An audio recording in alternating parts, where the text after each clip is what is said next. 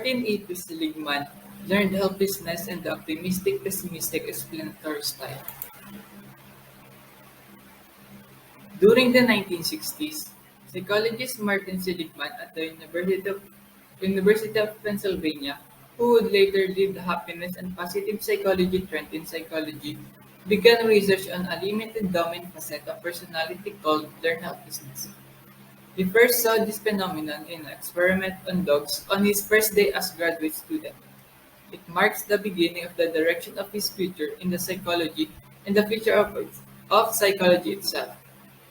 Learned helplessness, a condition resulting from the perception that we have no control over our environment. It is the state that occurs after a person has experienced a stressful situation repeatedly. They come to believe that they are unable to control or change the situation, so they do not try even when the opportunity for change become available. Example, a child who performs poorly on math tests and assignments will quickly begin to feel that nothing he does will have any effects on his math performance. When later faced with any type of math-related task, he may experience a sense of helplessness. When people feel that they have no control over their situation, they may begin to behave in a helpless manner. This inaction can lead people to overlook opportunities for relief or change. Early research studies with dogs. The researchers conducted studies on dogs in which they exposed the animal to a series of electric shocks. The dog that could not control the shock eventually showed signs of depression and anxiety. Those that could press a lever to stop the shock did not. In follow-up research, the dog that could not control the shock in the first experiment did not even try to avoid the shock, despite the fact that they could have done so by jumping over the barrier. They have learned to become helpless. The research did not work out the way it was supposed to. The dogs did not jump over the barrier to escape the shock. Instead, when the shock was administered through the floor of their compartment, they lay down, whimpered, and made no effort to escape. The experimenters were baffled, but Seligman thought he had a clue. He suggests that perhaps during the first part of the experiment, the dogs had learned that they were helpless to change their situation. When the tone sounded, was nothing they could do to avoid the pear shock. This learned reaction apparently generalized to the second part of the experiment. Even though a means of escape was available, determined to find the answer, Seligman launched a research program to study learned helplessness, a condition he described as a resulting from the perception that we have no control over our environment, that there is nothing we can do to change this situation. Studies with humans. Learned helplessness has been demonstrated in many studies using human subjects. For example, people in the experimental group were exposed to a loud, irritating noise and told they would turn it off if they press a series of buttons in the correct sequence. However, the conditions were arranged so that there was no correct sequence. No matter what action the subject took, the noise continued in the control. People who turned off the noise by pressing the buttons in the sequence that was relatively easy to learn. In the next step, the experimental subjects were placed in a situation in which they had to do to stop the noise was move their hand from one side of a box to the other in response to a light signal. Control group subject rapidly learned this behavior but experimental group subject could not. They sat passively making no effort to deal with the irritating noise. Researchers have found that learned helplessness does not always generalize across all other settings and situations. People who experience learned helplessness that was exposed to a loud, irritating noise will not necessarily experience that same helplessness when faced with performing in the real world. In other cases, people may experience learned helplessness that generalizes across a wide variety of situations. Learned helplessness can occur in everyday situations where we are subjected to continuous intrusive stimuli over which we have no control, such as noise from the neighbor or outdoor, or being bullied on social media sites on the internet. Additional research confirmed and extended these findings. Learned helplessness was found to occur after human subjects simply observe helpless models, especially when the subject recognized similarities between themselves and the models. Learned helplessness as torture. The same technique used in human and animal experiments have been applied to Central Intelligence Agency and other organizations committed to fight terrorism. Persons had been placed in situations where no escape from painful stimuli is possible. For example, one was placed inside a coffin for days, another was waterboarded 83 times over 17 days, and others have been stripped and left in solitary confinement for days while constant ear-splitting rock music was typed in. After exposure to such conditions, the prisoners exhibited the same symptoms of learned helplessness as subject in the laboratory experiment. They become compliant and no longer tried to do anything about their conditions. When Seligman learned of this years later, he was grieved and horrified at the use to which his experiment had been put. Learned helplessness and emotional health. Learned helplessness can be found impact on mental health and well-being.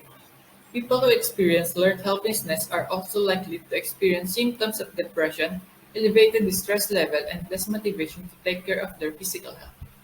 Not everyone responds on experiment the same way. Some people are more likely to experience learned helplessness in the face of uncontrollable events, often due to biological and psychological factors.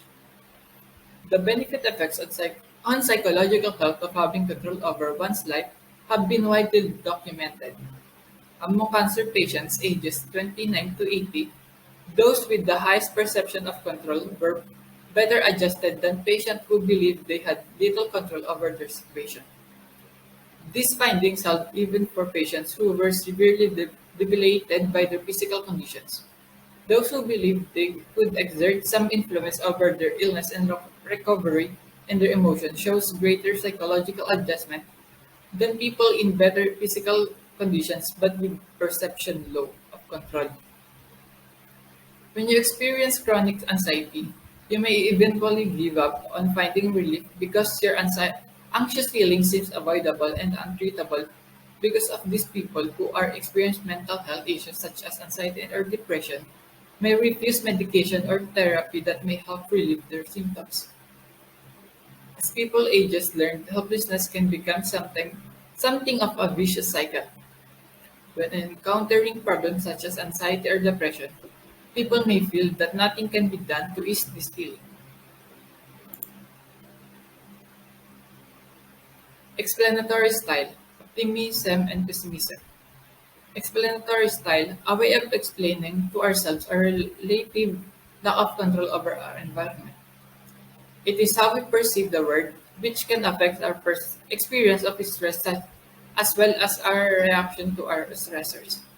If we have a positive explanatory style, we may feel less stressed by challenging experiences because a positive explanatory style can, can minimize the perceived and severity of stressors.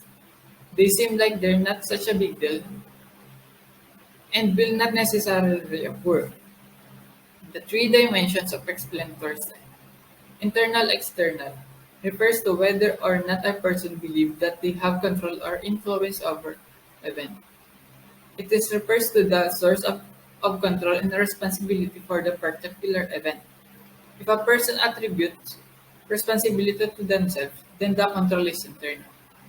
If the responsibility is attributed to other people or other factors, then the control is external. The stable and unstable dimension represents whether a person believes a repeated event will be the same or subject to changes. It refers to how long the cause of event will last. If the cause of the event is short, then it's unstable. If the cause of event can be considered long-lasting, then it would be stable. Global local refers to whether or not a person explains generalize the event to other beyond the specific event on hand. To how far reach the cause of the consequences of a situation are. If the cause of a particular event is limited, only to the one instant, it is characterized as a local.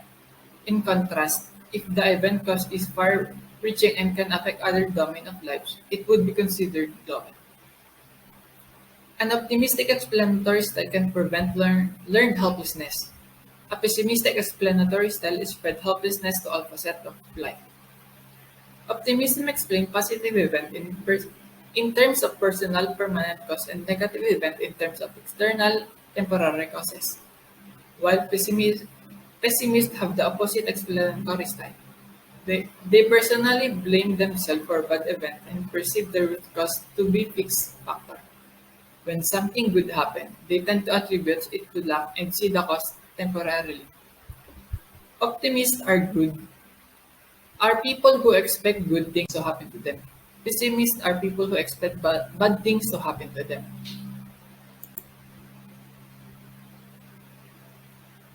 Physical health. According to Seligman, people with optimistic explanatory style tend to be healthier than people with pessimistic explanatory style.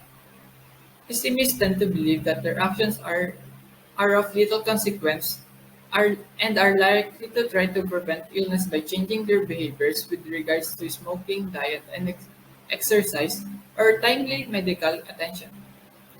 A study of a young adult found that optimists were less likely than pessimists to get sick. However, when optimists did get sick, they were far more likely to take responsibility for their care, such as resting, consulting a physician, or drinking appropriate fluid.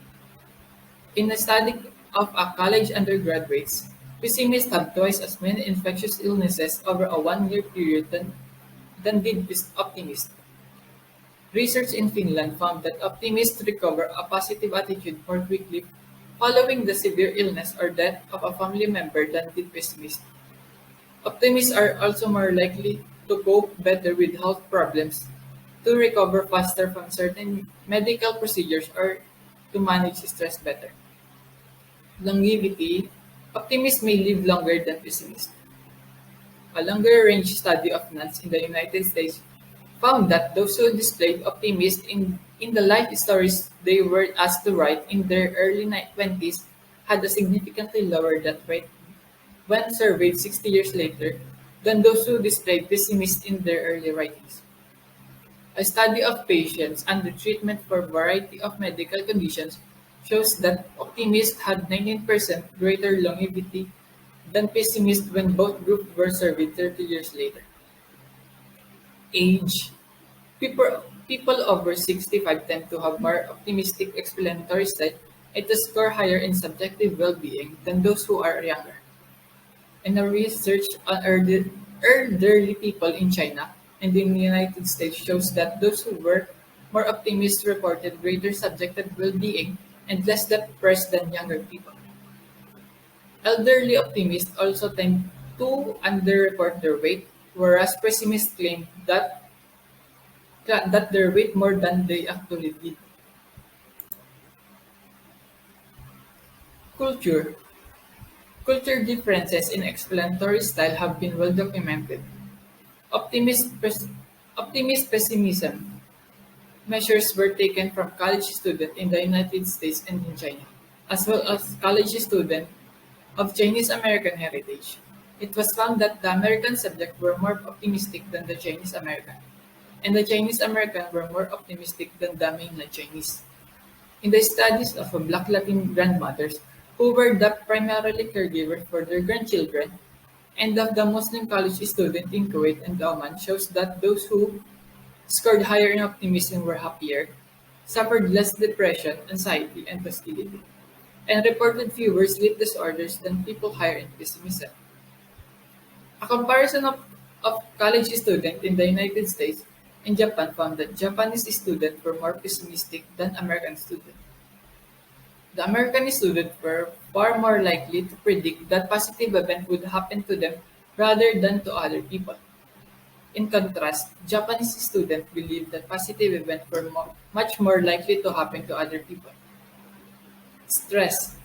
Not surprisingly, stress-like experiences can affect one's level of optimism. A group of adults who were primarily caregivers for relatives with Alzheimer's disease were compared on measurements of optimism, pessimism with a group of adults who were not acting as caregivers. The caregivers grew increasingly pessimistic over a 4-year period and experienced greater anxiety, stress, and physical health complaints. And a college student who were score higher in optimism and at the beginning of their first semester experienced significantly less stress and depression during the semester than those who score lower on optimism. Similarly, middle-aged adults who score higher in optimism report fewer symptoms of depression than those who scored higher in pessimism.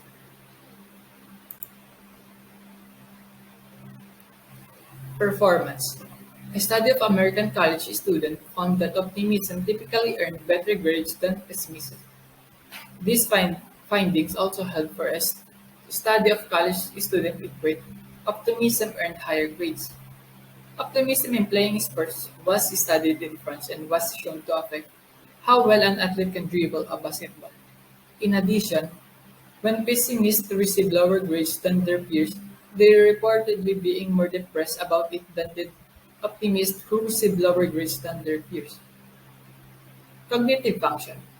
People who are severely depressed believe they are helpless. They generalize their future in one situation, such as poor grade in one course, to all other aspects of life. Optimists and pessimists can influence cognitive influence. This was demonstrated in research on college student responses to positive and negative stimuli. Students who scored high on pessimists were more likely to pay attention to negative stimuli. Students who scored high on optimists attend to both positive and negative stimuli. The downside of optimism. An optimistic explanatory style may not always be of value. For example, some optimists may hold unrealistic view about the vulnerability to the effects of their behavior. As a result, they may drink or use drugs to excess, telling themselves that such behavior cannot hurt them because their attitude is so positive, despite evidence to the contrary. Highly optimistic college students who expected to perform well on an exam experienced greater disappointment after receiving their scores than did those who been less optimistic about their exam performance. Pessimism and depression. Seligman found a strong association between learned helplessness and depression. A major symptom of depression is the feeling of being unable to control life events. Seligman refers to depression as the ultimate pessimist. People who are severely depressed believe they are helpless. They see little point in trying to do anything because they do not expect anything to work out well for them. All of us experience occasionally feeling of helplessness when we fail in some situation or when family or job pressure seems overwhelming. No matter how unhappy or angry we may feel at the moment, most of us usually recover after a period of time. But some people do not recover quickly or easily. They may generalize their failure in one activities to other areas of life and to their personal sense of worth. As a result, they started to feel helpless and depressed in all situations and lose their impetus to strive. The development of learned helplessness in childhood. Learned helplessness can begin very early in life, even at the infant age stage. Institutionalized infants as well as those suffering from maternal deprivation or inadequate mothering are especially at risk of learned helplessness due to the lack of adult responses to their action. It is also possible for mothers who feel helpless to pass their quality on to their children. When caregivers don't respond appropriately to a child's needs or help, the child may learn that they cannot change their situation.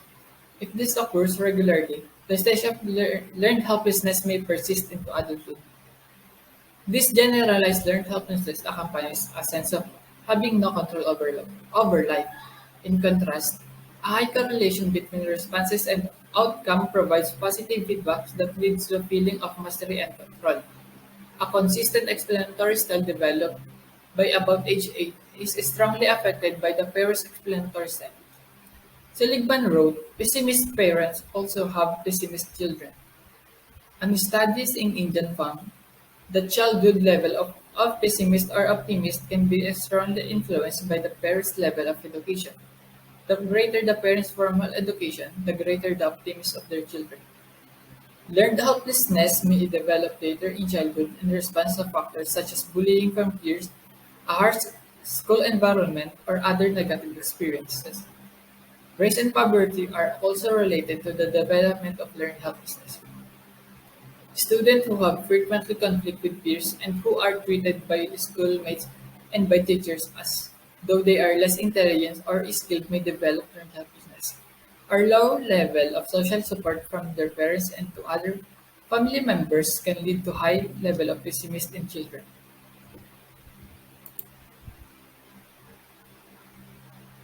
Reflection on learned helplessness. The concept of learned helplessness and optimist versus pessimist have generated hundreds of research studies. Seligman and his associates have applied the concept of sports, politics, religion, child rearing, and job performance. Overall, a large of impressive bodies of data supports that learned helplessness concept. Seligman proposed a program of exercises to teach optimism to adults and to children, thus applying his findings beyond the laboratory to the home and to the workplace, has extended his ideas to positive psychology and the factors that influence subjective well-being.